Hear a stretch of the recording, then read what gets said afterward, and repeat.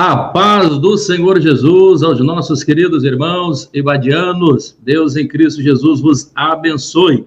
Estamos aqui nesta noite para nós estarmos ministrando aqui a unidade 1 do nosso módulo Maneiras e Costumes Bíblicos. Com muita alegria, grande satisfação, estamos aqui para podermos ministrar essa aula para vocês. Não tivemos condições de, assim, estarmos lecionando na segunda-feira passada, e vocês já foram informados aí em sua casa o porquê, o motivo e as razões de nós não podermos estar ministrando aqui. Faleceu lá em nossa igreja a mãe de um obreiro nosso e de última hora já mesmo não tivemos condições de, assim, estarmos aí ministrando a nossa aula para vocês. Nós estamos aqui com um pequeno problemazinho técnico, não vamos conseguir colocar os slides aí para você, mas eu quero crer que na próxima aula nós vamos estar já aí ministrando para vocês com toda a comodidade, vocês podem estar indo acompanhar aí, inclusive, com os slides, ok? Então, vamos aqui para a ministração da nossa aula. Você que está aí também, queira, por bondade, já pegar uma caneta, um lápis, fazendo algumas anotações, também querendo estar fazendo alguma pergunta, nós vamos estar aqui, na medida do possível, tentando responder a você ao término da nossa aula, ao transcorrer da nossa aula, ou até o término aqui. Vamos estar aqui passando alguma informação para você. Na unidade 1, nós vamos estar vendo aqui, não é bom que o homem esteja só. Não é bom que o homem esteja só. Então, a gente precisa primeiro entender qual é a vontade de Deus. É que o homem não estivesse só. Dentro desta unidade, nós vamos estar falando sobre a família, a criação e a importância e o papel dentro desta família que cada um vai estar ocupando. Nessa questão, nós estarmos enfatizando a respeito aqui da família, qual era o projeto, o propósito de Deus. Maneiras e costumes, nós vamos estar aqui estudando as maneiras e os costumes, já que Deus foi estabelecendo para que a humanidade pudesse estar assim, norteando pelos princípios já deixados por Deus. Dentro desses princípios, é importante nós observar que tem a vontade permissiva de Deus e a vontade diretiva. A vontade diretiva é o Éden, aonde Deus criou tudo perfeito, maravilhosamente perfeito. E a vontade permissiva é a lei. É a lei deixada com as suas consequências. Uma vez que o homem falha, uma vez que o homem cai, ele agora vai viver segundo a vontade diretiva, dentro de uma lei. A lei, ela tem as suas imperfeições. A bem da verdade é que toda essa lei, ela vai apontar para a pessoa bendita de Cristo Jesus. Todo o Velho Testamento nada mais é do que, na verdade, sombra daquilo que viria posteriormente a mensagem de Cristo, o Evangelho de Cristo, porque ele é o tema central de toda a Bíblia. Nós vamos observar dentro aqui desta questão que quando Deus começa a criar todas as coisas, você vai observar. No primeiro dia, ele criou uma determinada coisa, no segundo dia e assim por diante. Você vai observar agora dentro dessa questão família, e o que é família, qual era o projeto de Deus para essa família, qual era a vontade de Deus em relação à família. É importante nós observarmos e atentarmos aqui para uma questão que é de primordial importância. Fica aqui comigo, presta atenção. Vamos analisar uma coisa aqui que é por demais importante. Quando eu falo da vontade diretiva de Deus, dentro dessa questão aqui de usos e costumes bíblicos, nós precisamos observar algo muito importante, como era o projeto de Deus para a família, o projeto de Deus para toda a humanidade. Vocês vão observar no capítulo de número 2 e o versículo de número 18, você vai observar algo primordialmente importante. Preste bastante atenção sobre algo que eu quero falar aqui sobre você, para você, a respeito aqui desta vontade diretiva de Deus. No capítulo 2, no versículo de número 18, Deus ele vai quebrar uma light word. O que é uma light word? Ela é como que um refrão. Você, quando vai cantar uma música, você tem os estribilhos, você tem os refrões, e dentro desses refrão, lá no meio, vai ter, na verdade, aquilo que nós conhecemos como coro. Então, ele vai se repetir, uma light word. Então, nós vamos ter aqui, durante todo o capítulo 1 de Gênesis, essa light word, uma repetição de um refrão. Diz-se uns estribilhos, e logo depois do estribilho, ele vai vir uma light word, que é esse refrão. E qual que é o refrão aqui, que é repetido como que uma música? Ele vai dizer assim, Vayer Elohim Ketov. Vayer Elohim Ketov. Então, perceba que a cada criação de determinada coisa, quando Deus cria, ele vai observar, quando ele cria os animais, quando ele cria a floresta, os luminares, você vai observar uma light word no final, um refrão dizendo da seguinte forma, e viu Deus que era bom. E viu Deus que era bom. Então, quando Deus cria todas as coisas, ele observa e vê que tudo que ele fez era maravilhosamente perfeito, porque Deus faz tudo perfeito. E viu Deus que era bom. Mas no versículo de número 18, no capítulo de número 2 de Gênesis, essa light word vai ser quebrada, porque nós vamos observar que vai dizer o versículo assim, e viu Deus que não era bom, que o homem estivesse só. Perceba que foi quebrada aqui, as outras oportunidades, as outras vezes, estava sempre dizendo da seguinte forma, e viu Deus que era bom. Mas quando Deus faz o homem, ele percebeu que alguma coisa faltava. Ele percebeu que nem tudo estava perfeito. Faltava alguma coisa para que houvesse ali uma perfeição. Do que Deus estava, na verdade, querendo nos ensinar ali através disso daí. Porque antes ele vinha dizendo, Vayer Elohim Ketov. Deus criava alguma coisa e dizia, e viu Deus que era bom. Ou seja, em hebraico, Vayer Elohim Ketov. Perceba que quando chega no homem, que é a obra-prima da criação, Deus vai observar que quando ele faz esse homem, ele vai observar que está faltando algo. Aí ele vai dizer assim, e viu Deus que não era bom, que o homem estivesse só. O que é que estava faltando para ficar perfeito? Estava faltando a Eva, estava faltando a mulher, porque só depois de Eva que de fato vai construir toda essa questão aí da família. Então viu Deus que não era bom, que Adão estivesse só. Então ele vai mudar o Ketov pelo Lotov. Então ele vai dizer, Vayer Elohim Adam Lotov. E viu Deus que não era bom que o homem estivesse só. Eu não quero aqui, de forma nenhuma, fazer com que os nossos irmãos aqui fiquem chateados, mas a vida inteira parece que a gente quer crer que o homem ele é a obra-prima da criação, mas se nós formos analisar ao pé da Bíblia, tudo ficou perfeito quando foi feito a mulher. Então, o ápice, parece que da criação de Deus, não é quando ele faz o homem, porque quando faz o homem, ele vai mudar a light word e vai dizer, Vayer Elohim Adam Lotov, e viu Deus que não era bom que Adão estivesse só. Então, o ápice aqui da criação, se tem que alguém ficar feliz aqui, e subir em cima do salto, soltar fogos aí de artifícios, se alegrar, verdadeiramente aí é a mulher, porque foi quando foi criado ela, porque depois quando faz a mulher, aí Deus ele não vai só dizer que era bom, ele vai dizer, e viu Deus que era muito bom. Então, louvado, engrandecido o nome do Senhor Jesus, porque Deus ele faz tudo maravilhosamente perfeito. Foi dessa forma que Deus criou todas as coisas.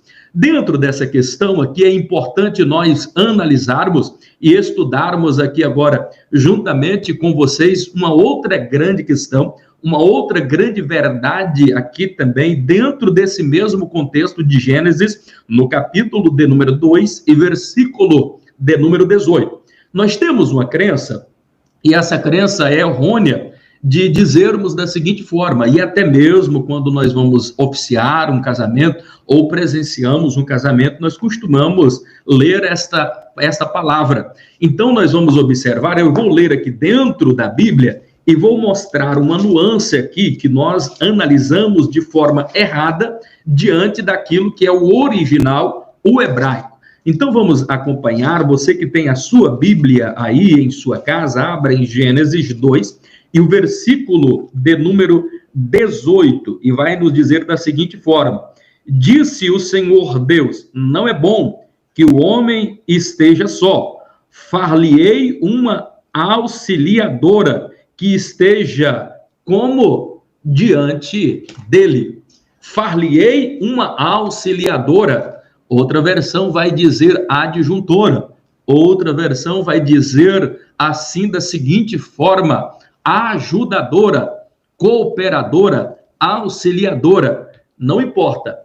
Todos esses termos que nós observamos, e ele vem, em sua maioria, através da tradução João Ferreira de Almeida, e a sua primeira tradução nada mais é do que aquela do rei Tiago, lá em 500 e tanto depois de Cristo. Então, uma tradução que ela, ao longo do tempo, ela foi, na verdade, sendo corrigida, por isso que teve várias outras versões, mas o importante nós analisarmos aqui é esse termo auxiliadora.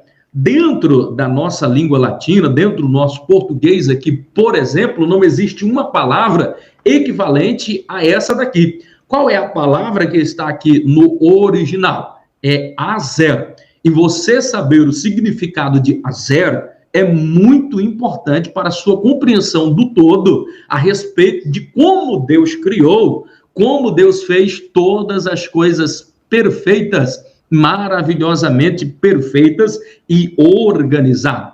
Perceba algo aqui muito importante, meu amado, querido aluno ibadiano que nos ouve aqui nesta oportunidade. Dentro da nossa concepção, quando a gente ouve a palavra cooperadora, auxiliadora, logo vem na nossa mente, então, que a mulher, ela está numa condição de subordinação ao homem, está sujeita ao homem, ela está debaixo de um jugo aqui do homem. É essa a nossa compreensão de cooperadora, de auxiliadora, da palavra aqui no original, azer, que na verdade não é esse o contexto que ela vai trazer na sua palavra no original. Porque quando a gente analisa verdadeiramente aqui o termo auxiliadora, quando nós estamos, por exemplo, em uma repartição, quando a gente ouve falar de um auxiliar de escritório, auxiliar de obra, nós vamos observar servente de pedreiro, por exemplo, coisas assim da natureza, sempre quando vem auxiliar, é um termo pejorativo, é como que aquele auxiliar, ele está ali apenas para ajudar, ele está em uma condição inferior. Eu vou dizer alguma coisa que, de repente, você pode até não concordar, mas o próprio Senhor Jesus, quando ele estava indagado dentro de algumas questões, por exemplo, quando perguntam para Jesus acerca do divórcio. Estamos falando de família, então estamos dentro desse contexto. Quando pergunta Jesus sobre o divórcio, e os fariseus, eles vão argumentar ali com Jesus, dizendo da seguinte forma, dizendo assim: ora, Senhor, nós recebemos autorização pela lei e nós podemos dar carta de repúdio, quer dizer, nós podemos nos separar das nossas esposas. Então, essa é uma grande questão. E o que o Senhor Jesus disse? Olha, na verdade, Moisés só fez isso por causa da dureza do coração de vocês. Mas, no princípio, não era assim. De que princípio que ele está falando? O princípio do Éden, aonde o homem ainda não tinha caído. É por isso que sempre ele vai dizer, ouviram o que fora dito, ouviram o que está escrito, tinha tradição oral e tinha aquilo que era escrito, que nós temos hoje também, a Bíblia Sagrada, para eles a Torá, o Talmud, e assim por diante. Eles observavam a lei oral e também escrita. E no princípio, quando Jesus, no princípio, não era assim, é Gênesis 1:1, no princípio de todas as coisas, quando Deus cria tudo. E como é que Deus criou todas essas coisas? Como é que Deus criou a mulher? Deus fez a mulher para ser auxiliadora? Deus criou a mulher para estar debaixo do jugo do homem? Perceba que esse jugo só é dado à mulher depois que ela cai, como uma grande consequência por causa de um erro que ela cometeu, de uma falha que ela cometeu, tanto ela, comendo da fruta, da maçã ali, da árvore da ciência do bem e do mal, e agora passa então também para Adão comer, os dois pecam, os dois caem, e agora destituídos estão, e o homem vai receber algumas consequências, a mulher vai receber algumas consequências por causa desse ato. Dentre as consequências que a mulher recebe, é que agora ela seria sujeita. Então, é somente a partir dali que há uma condição de subordinação. O desejo da mulher seria para o marido, e o marido a dominaria. Mas antes não. Mas a palavra, pastor, não está dizendo que Deus fez uma auxiliadora? A zero, eu vou explicar para você. Essa palavra zero, ela vai aparecer 20 vezes. 2 vezes ela vai ter o sentido de Eva. A zero vai ser traduzido como Eva. 4 vezes ela vai ser traduzida como um grande general, um grande comandante que vem em socorro ao seu subordinado. Perceberam que a palavra Azé aqui não combina com auxiliadora? Ora, se nós formos entender, Azé, ela está numa condição aqui, inclusive, de superioridade em relação ao homem. Não é esse o caso, porque o texto vai dizer que colocou a mulher para ficar diante do homem, quer dizer, na mesma altura, do pé de igualdade. Esse era o princípio, porque antes não havia discordância, não era para haver briga, não era para haver contenda, era o próprio Deus que auxiliava, era o próprio Deus que orientava, era Deus que estava com ele, era tudo perfeito, era tudo maravilhosamente organizado, porque era Deus que regia, então não havia necessidade de haver ali uma subordinação um ao outro. A única subordinação que existia ali era para com Deus, a reverência total. Mas o homem estava diante, quando diz ossos dos meus ossos, carne da minha carne, está falando mais uma vez de pé de igualdade. Então, quando Deus fez o homem e a mulher, no princípio, eu não estou falando depois da queda, antes da queda, a mulher ela foi feita em pé de igualdade, porque a palavra Azé, como eu falei aqui, ela já tem esse sentido, um grande general, um grande comandante que vem em socorro ao subordinado. Ora, então, se Azé, a tradução de auxiliadora, que é Azé, é nesse sentido, se tivesse que alguém aqui entender, a mulher estaria numa condição aqui, na verdade, de superioridade, mas não é o caso, porque o texto depois vai dizer, está diante, na mesma altura, na mesma posição. Perceba que 16 vezes a palavra Azé, ela vai mais além, ela vai dizer que é o grande socorro de Deus em favor do homem. Então, a palavra, a tradução mais correta seria dizer que a mulher, esse termo auxiliadora, é o grande socorro de Deus em favor do homem. Então, Deus viu que o homem estava só, então ele criou uma mulher para estar diante dele, na mesma altura, no mesmo pé de igualdade. Esse é o princípio. Agora, no dia que a mulher cai, no dia que o homem cai, aí não. Aí já está estabelecido, ela quebrou o pacto, ela quebrou a aliança, quebrou o compromisso, desobedeceu. Desobedecendo, ela vai receber algumas penalidades. Dentre elas aqui, nós vamos observar em Gênesis, no capítulo de número 3, dentre elas está a sujeição ao marido. O marido é quem domina, o marido é que é o sacerdote, o marido é que é o cabeça do lar. E nós observamos que o homem também não pode usar disso daí, conforme nós observamos, e não é matéria agora para o momento também, que o homem deve amar a mulher como Cristo amou a igreja, então não deve humilhá-la, não deve judiar e coisas assim desta natureza. Eu estou falando tudo isso daqui porque estamos falando de família, e falando aqui de família, a gente precisa estar esclarecendo todas essas questões de que no início, e como era o início que Deus criara todas as coisas. Deus criou tudo perfeito. Deus criou tudo organizado. O homem cai, o homem falha, e agora, para que possa ser regido o homem, é estabelecido 2000 anos depois, uma lei. Essa lei, ela tinha algumas falhas, porque nós vamos observar que era olho por olho, dente por dente. Existia falha nessa lei, pastor? Existia. É tão verdade que até o próprio Moisés, que foi o divisor de água, que foi o canal a qual Deus usou para entregar a lei para Israel, esse próprio Moisés vai dizer assim, olha, na verdade, depois de mim, virá um profeta maior do que eu, que aperfeiçoará essa lei. De quem ele estava falando? De quem ele estava falando? Óbvio, ele estava falando da pessoa de Cristo Jesus. Logo, essa lei precisava ser aperfeiçoada. E quem aperfeiçoaria essa lei? O próprio Jesus. É tão verdade que quando ele vem aqui agora na Terra, naquela época, já existia 618 preceitos e mandamentos. Daqueles 10 mandamentos, a tradição oral, agora dentro do Talmud, eles vão transformar os 10 mandamentos agora em 618.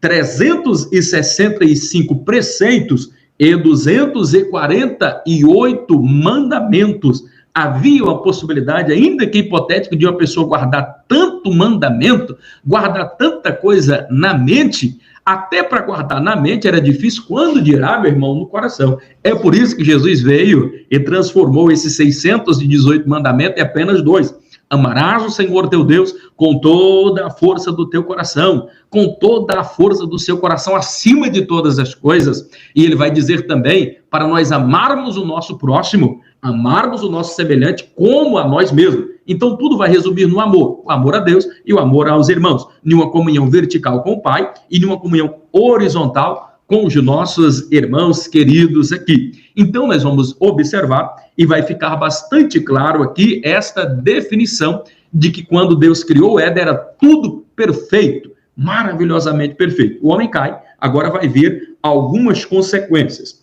Vamos partir aqui agora para os papéis do homem, os papéis da mulher, e nós vamos observar, sobretudo, acho que uma questão que é primordialmente importante, ímpar, nós analisarmos aqui que quando Deus ele faz o homem, quando Deus ele faz a mulher, ele vai criar essa questão da família em uma questão muito importante. Na família a gente vai observar quem que faz parte da família aqui. Faz parte dentro dessa família pai, sobrinho, neto, avô, as pessoas que estão inseridas naquele contexto.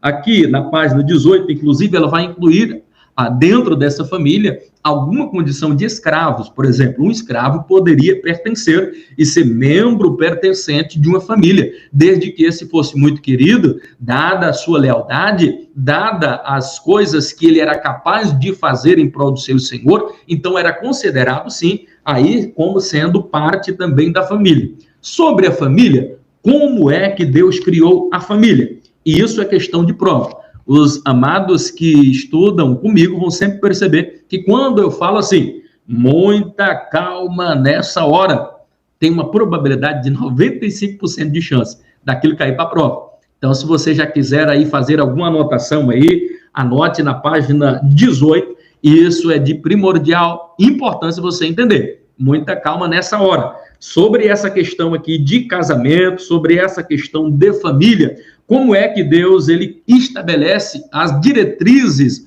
basilares para a constituição da família? Como é o modelo que Deus cria para a família, para o casamento? Qual é esse modelo? Então, são 4 coisas aqui que é importante você analisar no capítulo, na página aí de número 18. Então, quando Deus fala em relação aqui especificamente sobre a família, sobre o casamento, então o casamento precisa ser monogâmico, é a primeira coisa. Segundo, o casamento ele tem que ser único, singular. Terceiro, esse casamento ele precisa ser permanente. E quarto, ele tem que ser heterossexual. Sim, heterossexual. É o que nós vamos observar em Gênesis 2, no capítulo de número 2, versículo de número 24. Então, a narrativa vai nos mostrar aqui qual era o propósito de Deus em relação à família, qual era o projeto de Deus em relação a esse casamento. Tinha que ser monogâmico, tinha que ser, quer dizer, monogâmico apenas com uma mulher. Pastor, nós estamos falando de maneiras e costumes, e existia alguns costumes aí que, na verdade, permitiam em que, por exemplo, o homem se casasse. Lembra que a lei ela tinha algumas imperfeições e se permitia algumas coisas? No princípio não era assim. Deus ele criou tudo perfeito. Abraão teve algumas mulheres, pastor. E Davi, quantas mulheres teve Davi? E Salomão, pastor? Ora, o que houve ali foi uma tolerância, mas não que era à vontade de Deus. O homem estava vivendo ali no período do livre-arbítrio, e por isso ele tinha algumas questões ali de escolha, e Jesus veio, aperfeiçoou a lei, e agora determinou, de jeito nenhum, vamos cumprir aquilo que Deus Pai estabeleceu desde o princípio. Casamento precisa ser monogâmico, com apenas uma mulher, assim como a águia faz. Tem apenas uma única companheira durante toda a vida. A quem dera tivéssemos condição, como homem, de sempre guardarmos esta questão aí dentro de nós. Sobre a questão aí, na verdade, de casamento também, tem algumas coisas que a gente precisa vencê-las dentro da nossa psique, dentro do nosso intelecto, dentro da nossa concepção. O judeu, ele pensa diferente de nós. Como é que vê o judeu com relação ao casamento? Eles têm uma visão mais bíblica. Perceba que o homem e o judeu, ele tem um ditado que ele é muito importante. Ele diz assim, que os ímpios casam-se com as mulheres que eles amam. O judeu, porém, amam as mulheres com que eles se casam. Vou repetir. Os ímpios casam-se com as mulheres que amam. Mas o judeu, porém, amam as mulheres com que eles se casam. Perceba que tem uma diferença. O homem, principalmente nós brasileiros, temos muito isso. Só casamos com uma determinada pessoa se a gente amar mesmo do fundo do coração. Para o judeu, o compromisso é mais importante. Então ele sabe que precisa casar. E nós vamos observar que eles valorizam tanto isso, que a questão de divórcio lá é muito pequena em relação ao que nós temos aqui. Então, o compromisso diante de Deus, o compromisso diante da família, o compromisso diante da sociedade é muito maior do que todas essas questões. Então, eles já vão casar sabendo que vão precisar amar. Então, eles amam as mulheres com que eles se casam e não esperar primeiro amar para poder casar. Pastor, mas aí vai ter uma incoerência. Então, outro detalhe, mais na frente nós vamos estar vendo aí dentro do papel do pai, do papel do pai era o de escolher a moça com quem o filho iria casar. Daqui a pouquinho vamos falar aí sobre essa questão. Então, vencendo já essa questão, isso é questão de prova, por isso que eu estou me detendo aqui um pouquinho mais. Entenda, dentro do casamento, as diretrizes basilares para o casamento que Deus instituiu. Primeiro, casamento monogâmico. Segundo, único, é singular. Para Deus, essa instituição é divina. O casamento, a instituição divina, é um ato salutar da vontade perfeita de Deus. Assim como o sexo também dentro do casamento é um ato divino da salutar vontade de Deus. Porque Deus, ele estabelece, inclusive, esse sexo aí para procriação. E tinha que encher e multiplicar. Então, esse relacionamento dentro do casamento, esse sexo dentro do casamento aí, inclusive, é um ato divino da salutar vontade de Deus, não é pecado.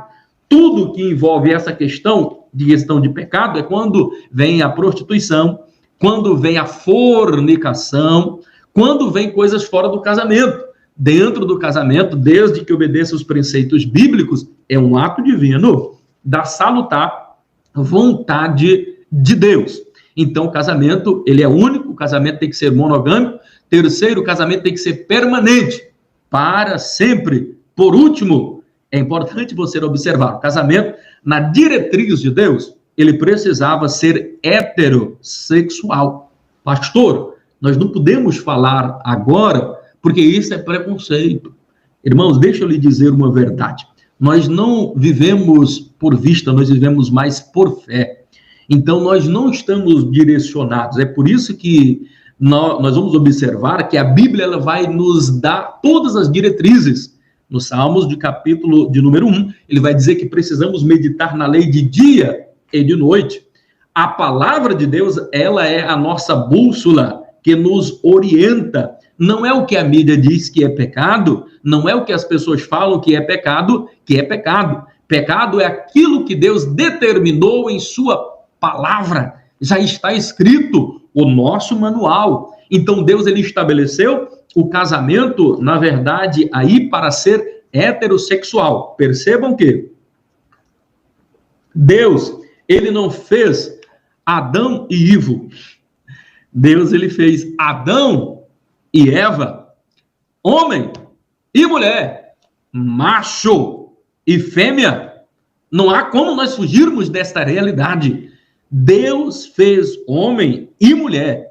Percebam que quando uma pessoa, e hoje nós vemos até igrejas que se dizem igrejas, que estão aceitando fazer casamento de homem com homem, existem igrejas que os líderes dela são homossexuais. Isto vai frontalmente à palavra de Deus. Você é um aluno ibadiano, você está em um curso teológico, você está sendo preparado para todas essas questões aí que estão inflamando. Aí alguém vai dizer, não, mas isso é uma visão teológica. Irmão, aqui não é visão teológica, não.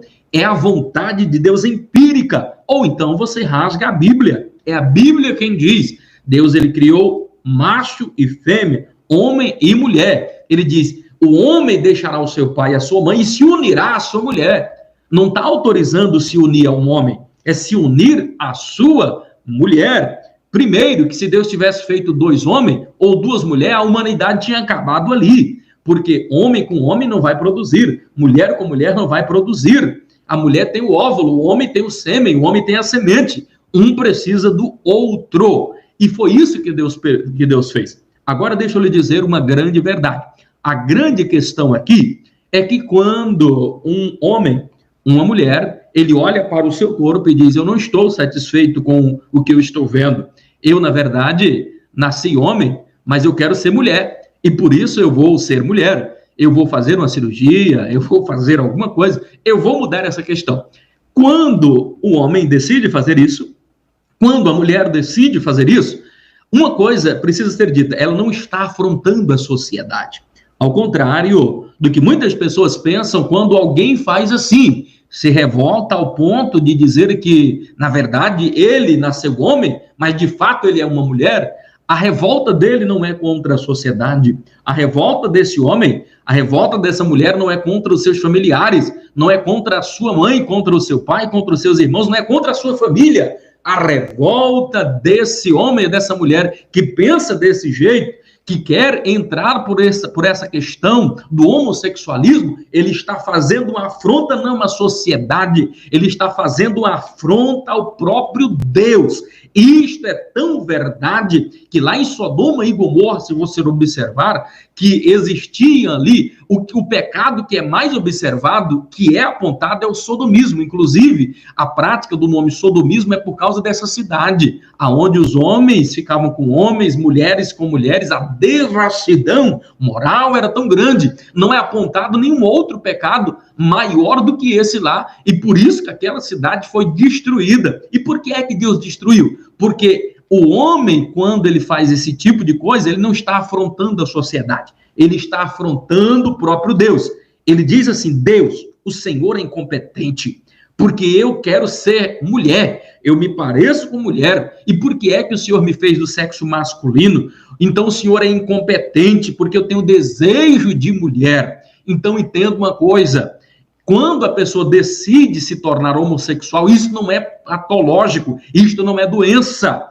A gente não pode dizer que é ser vergonhice, e de fato, pode até ser que seja, e não é essa a questão aqui, mas a grande questão que a gente precisa analisar é que quando um homem se decide ser homossexual e foge aqui desse preceito, ele está afrontando não a sociedade, ele está afrontando o próprio Deus, porque Deus assim escolheu que o casamento fosse heterossexual, o relacionamento de um casamento fosse heterossexual, homem com mulher, mulher com homem, e assim por diante. Vamos caminhar um pouquinho mais aqui, analisando algumas outras coisas dentro aí da página. Eu queria que você caminhasse o papel aí do marido. Qual era o papel aí desse marido? Dentro dessa questão, que é importante você analisar aqui, dentro dos papéis que é estabelecido para o pai, para a mãe e para os filhos. Resumindo aqui para você entender, era responsabilidade do pai, dentre elas, A questão, a partir era fundamentalmente responsabilidade do homem de ser o provedor da casa, de ser o cabeça da casa, o sacerdote da casa.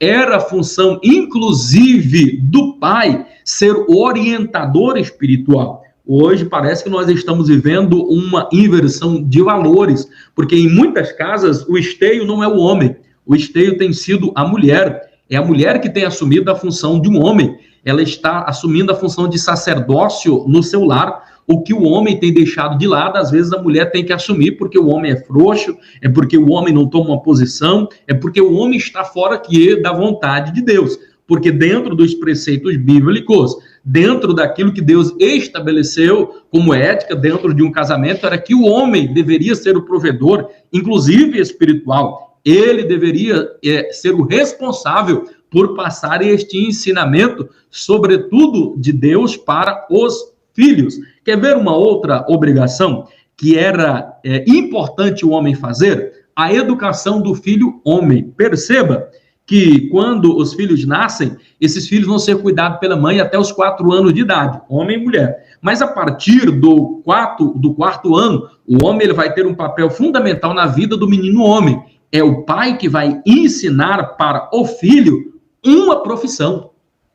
Perceba que era o pai. A partir dos 4 anos de idade, pastor, sim, a partir dos 4 anos de idade, o pai já começava a ensinar o filho, ensinar a sua criança uma profissão. Pastor, mas aí é muito pequeno, pastor.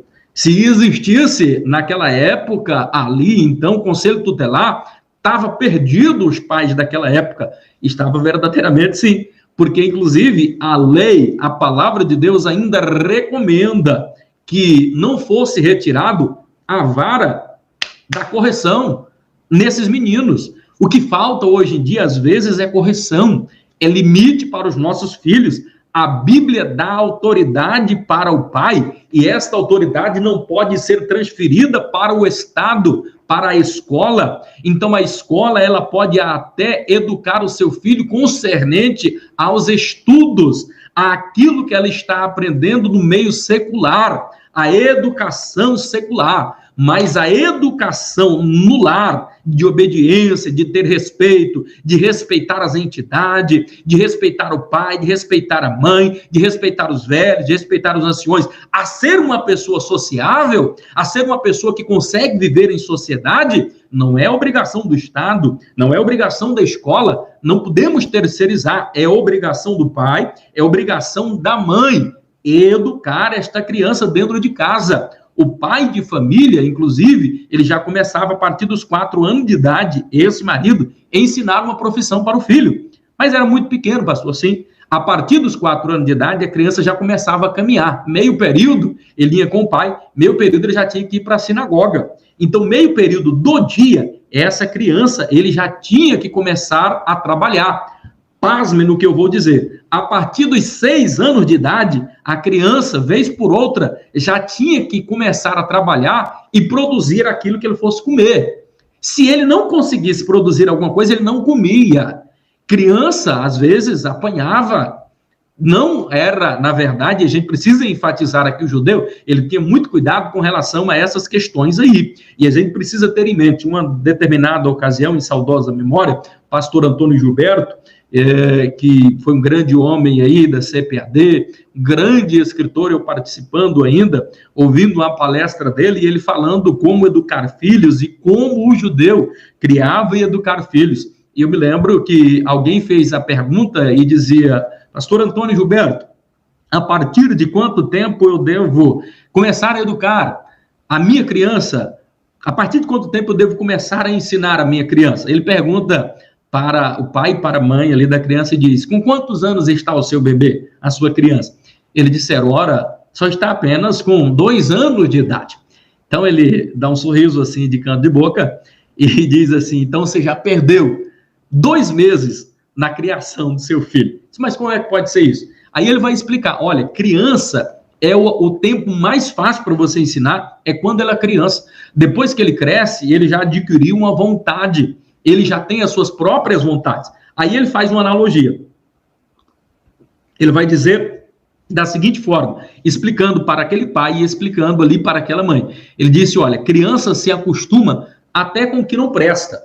Ele vai fazer uma analogia interessante. Ele diz, olha, uma criança, quando ele chora por quê?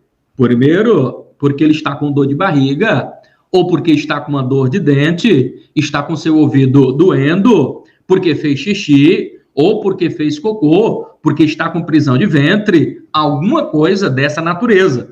Então, como é que o pai, ele até observava, e ele disse, olha, se for dor de barriga, você vai fazer assim, dava uma posição lá, você vai saber que aquela criança está com dor de barriga. Se for no ouvido, você vai colocar o dedinho aqui, vai apertar um pouquinho, e se ele aumentar o choro, é porque a criança está, na verdade, ali com dor de ouvido, e assim sucessivamente. Mas se você, por exemplo, pegou a criança, ela parou de chorar, e você vai colocar ela no bercinho de novo, e ela começa a chorar, ela está com manha. E ele dá uma lição importante, ele diz, olha, isso é uma lição para a vida inteira. Nunca dê nada para uma criança quando a criança estiver chorando. Por quê? Porque ela aprende até que não presta. Aí ele diz assim, olha, se uma criança chorar porque ele fez cocô ou porque fez xixi, então, assim, quando ele faz, a primeira reação da criança, o primeiro arrobo dela é de chorar. Se um pai, vendo que a criança fez xixi e ele continuar chorando e o pai não for trocar, a criança vai chorar meia hora, 2 horas, vai chorar 1 dia, 2 dias, não vai dar conta de chorar mais do que 2 dias. Ele vai chorar. Ele vai chorar tanto que ele vai desistir de chorar. No outro dia, quando ele fizer cocô de novo, quando ele fizer xixi de novo, ele já não vai mais chorar. No cérebro dele, ele já vai aprender. Se eu chorar, não vai adiantar. Então, ele dá esse conselho. Nunca dê nada para uma criança quando a criança chorar. E já viu aqueles pais que quando ele quer alguma coisa, a criança esperneia, chora, bate na cara do pai, bate na cara da mãe, e assim por diante. É até difícil de ver, de assistir, coisa horrorosa, irmãos, é a gente presenciar filho mal educado. A gente tem que criar filho, não é pra gente, não. Eduque os filhos para os outros, para que eles sejam gente, para que eles sejam civilizados, para que eles aprendam a respeitar uns aos outros. Então, isso é importante. Vamos aprender com os judeus.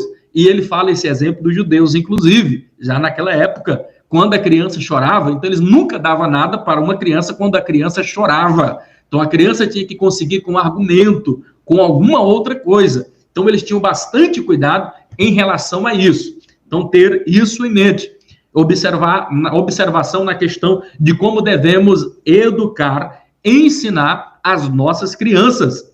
Alguém pode achar esquisito, mas aos 6 anos de idade, a criança já tinha que ter aprendido uma profissão mais ou menos. Já tinha que ter capacidade, inclusive, de poder já fazer a sua própria comida, já tinha que ter condição de plantar alguma coisa, de produzir alguma coisa ali. Então, isso é de primordial importância você entender e compreender toda essa questão dentro do papel do marido dentro de casa, do papel do homem dentro de casa. Temos também aí o papel da mulher na página. Se você quiser acompanhar conosco aí, o papel da esposa, o papel da mãe está aí na página 22 do nosso livro, Papéis da Esposa. Então, dentro das questões aqui dos papéis constituído para e definido para essa esposa, é importante nós analisarmos e entendermos toda essa questão.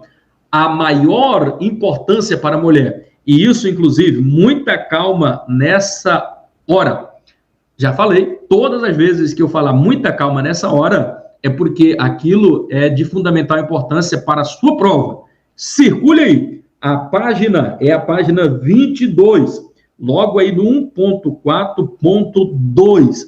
Qual era a principal missão da mulher enquanto esposa? Qual era a principal missão da mulher?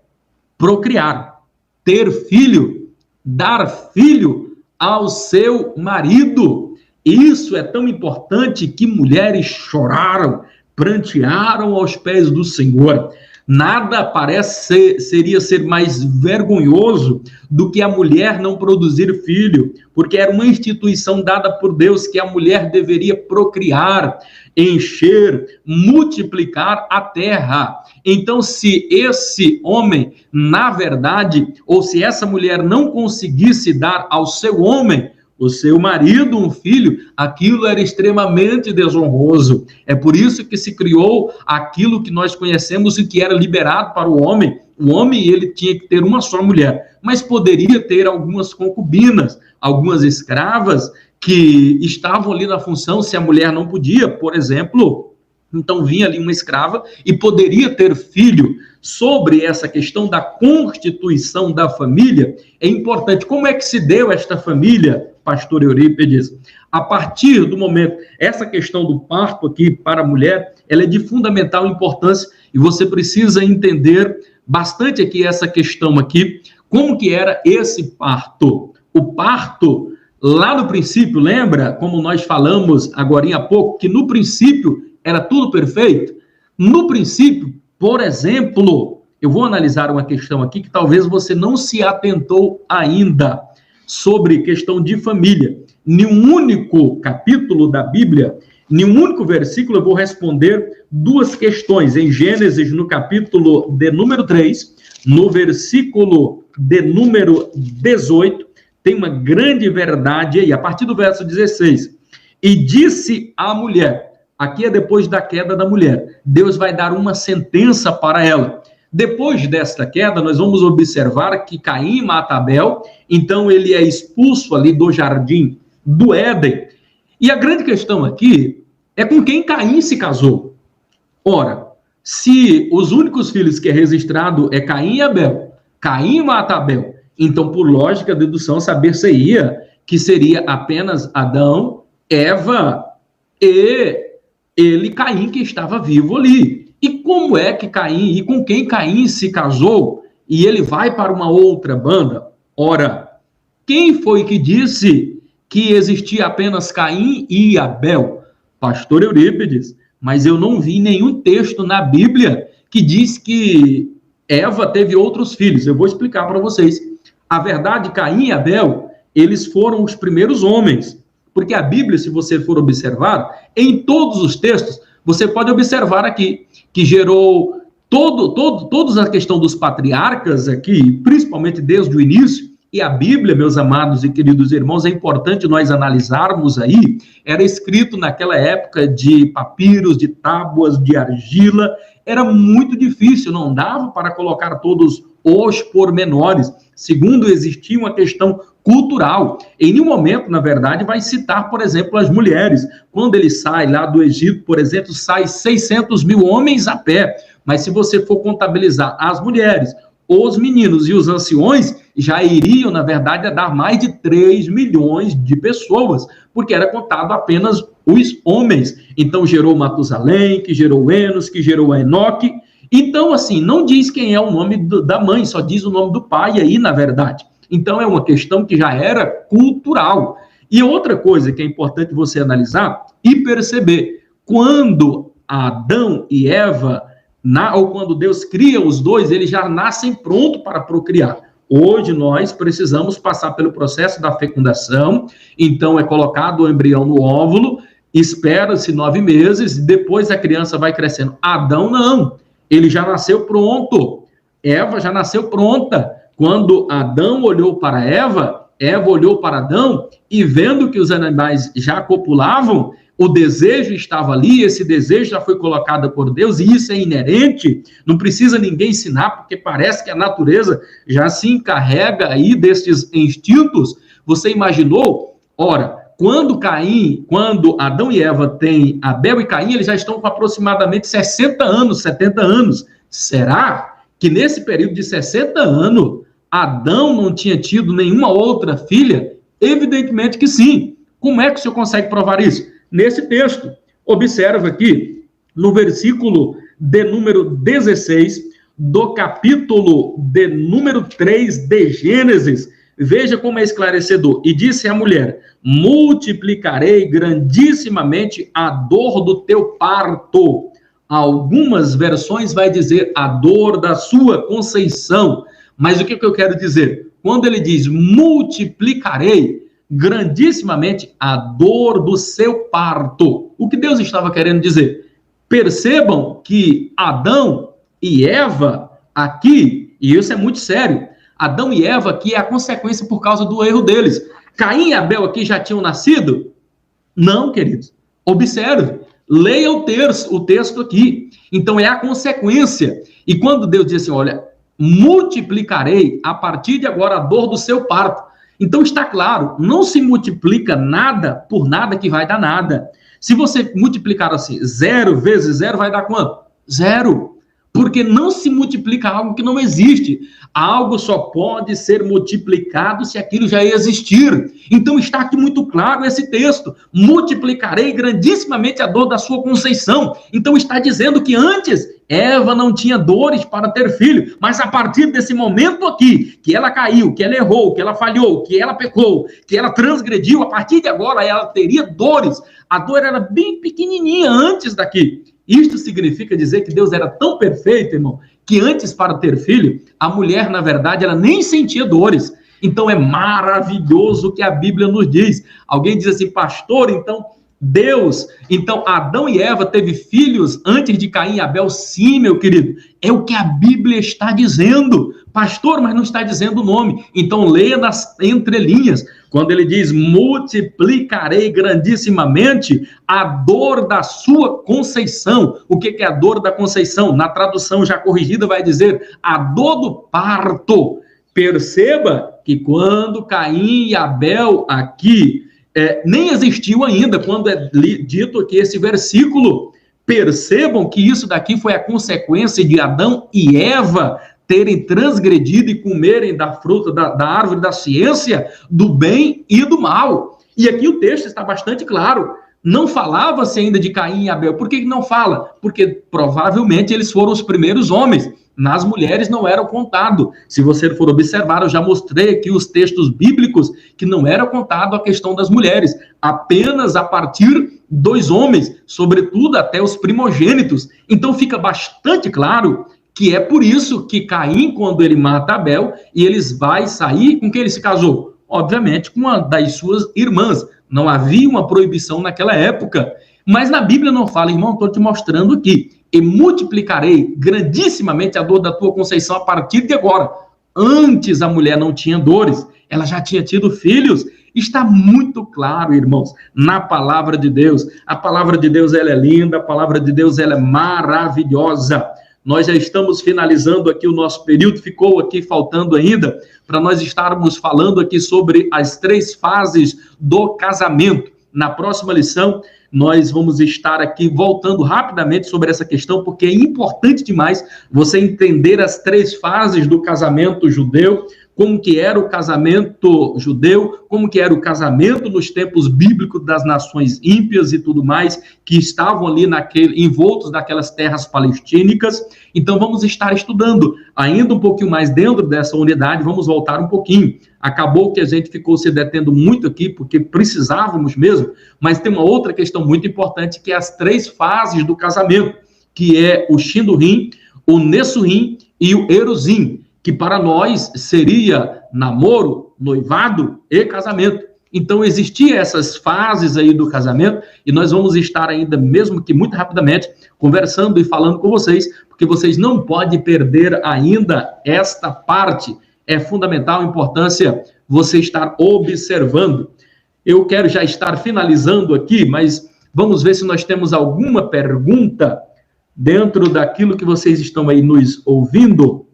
Muito bem, estão alguns irmãos aqui, nossos alunos participando, e parece que teve bastante questões aí, vamos ver, está aqui a Roseli Campos dando palmas, alguém dizendo glória a Deus, a irmã Daiana Araújo, Salomão arrumou muitos problemas, é verdade, Salomão arrumou muitos problemas com isso, dor de cabeça, foi ter várias mulheres aí, deu problema, porque a vontade de Deus, já falei, o casamento tinha que ser monogâmico, único, permanente e heterossexual. Então, quando Adão, na verdade, nós vamos observar Salomão, nós citamos aí que teve várias mulheres, ele teve vários problemas aí por causa da poligamia, né? Thalita Cerqueira, é isso aí, pastor. Tá alegre, feliz aí, porque nós falamos aí biblicamente aí sobre a mulher. E provei para vocês que no início Deus fez a mulher para estar diante do homem, na mesma condição, não havia condição de superioridade. A condição de superioridade foi depois, quando houve a queda. A partir dali que a mulher passou a ser sujeito. Antes era em igualdade, e era tudo perfeito, porque Deus fizera tudo perfeito, e era Deus que organizava todas as coisas. Estamos vendo aqui também Ismael falando, aula top, muito obrigado, Deus em Cristo Jesus abençoe. Jean Faustino, macho e fêmea, e pronto, passou disso, é gambiarra. É gambiarra mesmo, meu querido. Grande abraço. Bete Fernandes também aqui dando a sua participação. Adinaldo Simão Alves da Silva, amém. Dando sua participação, mandando seu abraço aqui. A Helena Denise Aires, Deus é perfeito, ele não erra, é verdade, Deus é perfeito, faz tudo perfeito. Renata Soares, Deus fez tudo perfeito, é uma pena que os valores estão tão invertidos, uma afronta ao princípio da criação. Verdade, irmão, uma afronta. Estamos vivendo uma inversão de valores terrível, e nós vivemos aqui, não é o que é errado para mim, eu vou voltar de novo a dizer, não é o que a mídia diz, não é o que os psicólogos dizem. O que é errado não é o que as pessoas estão dizendo. O que é errado, então, pastor? Aquilo que a Bíblia diz que é errado. Não podemos falsear a verdade, ainda que seja para agradar alguém. Então, não podemos mudar os nossos valores. Os nossos princípios são regidos pela palavra de Deus. Muito obrigado, irmã Graça Silva. Digamos que um homem ou uma mulher obteve essa revolta e com o passar do tempo ele ou ela aceitou a Jesus. Como fica essa questão? Quem faz a pergunta aqui é a irmã Graça. Digamos que um homem ou uma mulher obteve essa revolta e com o passar do tempo ele ou ela aceitou a Jesus. Como fica? Muito claro, irmão. Tranquilo. Não tem nenhuma dificuldade com relação a isso. E se você for observar, não existe ninguém capaz de libertar mais do que Deus. É por isso que nós vamos observar e falar sobre essa questão, eu tenho que falar sobre o novo nascimento. Quando a pessoa aceita Jesus, as coisas velhas já ficaram lá para trás.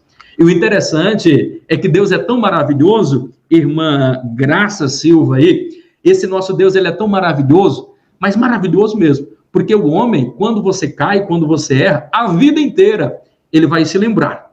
É tão verdade que quando alguém erra, alguém vai dizer assim, olha, mas a palavra do pastor fulano de tal, ô palavra, eu senti a glória.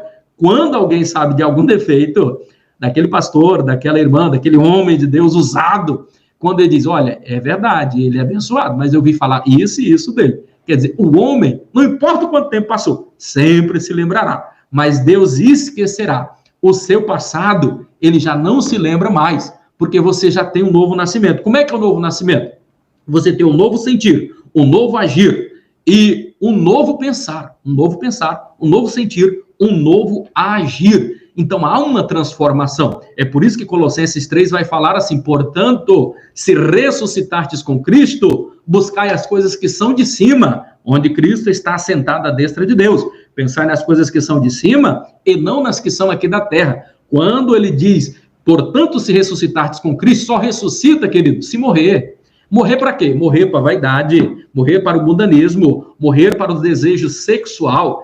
E eu finalizo aqui, irmãos, é fácil? Não é fácil. É uma das coisas mais difíceis de ser vencida. Eu já vi relatos de homens que são grandes homens, pastores, que antes foram e tiveram esse tipo de desejo, tiveram esse tipo de relação, e é uma guerra travada. Eu conheço, e outro dia, alguém me pedia uma oração com relação a isso, um camarada que há muito tempo, ele casou-se, é pai de família, mas todos os dias ele ora e pede a Deus. No dia que ele esquece de orar, parece que algum pensamento quer entrar na sua mente. É a guerra, irmão, da carne contra o espírito. É fácil? Não é fácil. Mas uma vez conhecendo a Cristo, uma vez sendo nascido de novo, qualquer homem pode se arrepender, pode ter nascido homem.